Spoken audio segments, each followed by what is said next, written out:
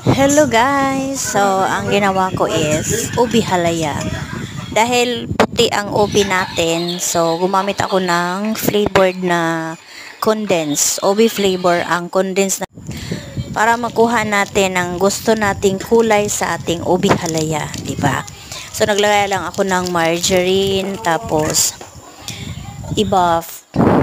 Tapos may ano pa, nilagay. May pinaano na ako ng gata, pinakulo na yung gata bago ko nilagay yung mixture ko na ube na yan.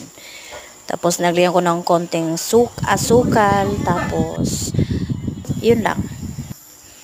At halo-halo na to the max, mikos-mikos ang ating ubi halaya. So, yan na ang aking ubi halaya. Sarap niya. Masarap siya as in. O diba, nakuha ko yung tamang-tamang kulay ng ating ubi kasi flavored condensed ang ginamit ko. Thank you for watching. Bye!